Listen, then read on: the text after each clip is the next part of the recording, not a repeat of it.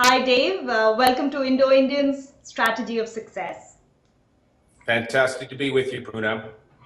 And I wanted to introduce Dave to Indo-Indians because I've known Dave as a friend for many years, and he's been a wonderful friend, mentor, and coach to me as well. Dave is a visionary businessman and a keynote speaker, and this is quite a mouthful, so give me a minute to read it all out. He's a speaker whose philanthropic techniques have seen him become a leading voice in the fields of conscious entrepreneurship and personal development. He has personally and professionally explored consciousness in Malaysia, Thailand, and India, as well as leading workshops and soul journey travel expeditions to the cradle of mankind in South Africa, Machu Picchu in Peru, the Great Pyramids in Egypt, and the Mayan prophecy tour to Chichen Itza. Wow, Dave, you've been doing a lot of things since I last met up with you a couple of years ago. It's been a really incredible journey to continue the work of sharing entrepreneurship with a added blend of consciousness and an added blend of spirituality to really empower people to be the best they can be. Right. And you started off by being a banker. That's right. In fact, as I reflect back in my first 35 years, it was really going through many of the torments and traumas and difficulties of going through bullying and going through racism and going through stress and going through many of the difficulties that really equipped me with many of the tools, techniques, and curiosities to live a more enjoyable, happy life, yet being aware that the greatness of learning through difficulties is part of our human journey. Right.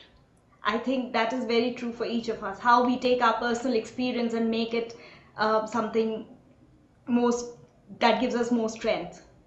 Absolutely. Again, no matter what happens, and again, my experience is that no matter where we are in our journey, if we're fully living life, there's going to be fear and there's going to be difficulties, and we can either use it to suppress ourselves and just give up, or we can use it to empower ourselves to take on a challenge and learn that fear is something that has a life force to it that actually spurs growth. Correct. I think that's very true. So Dave, what would you say is success?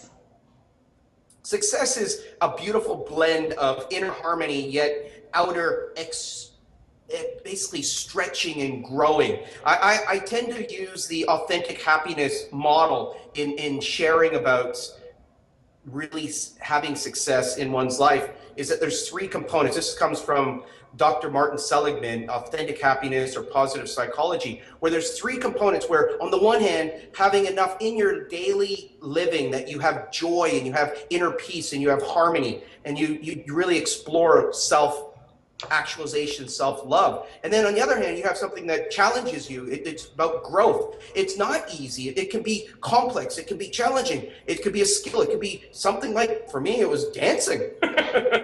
It could be art, where again, being suppressed as a child, that I had no artistic ability. There was something that actually was a challenge to break through. And then there has to be that third component that is about making a difference, that having this certainty that by going through this journey is that by sharing or by contributing or by assisting others, that there's an inner certainty that we're making a difference. And then it's this beautiful intersection of the three that is the dynamic harmony that brings a daily feeling of a certain amount of success, but not too much success, so you have no yearning to grow and to challenge it and to actually strike fear into the body, into the mind, into the spirit, so that one can continue to grow like a beautiful flower that blossoms, yet there's those days that it might not want to come out and play.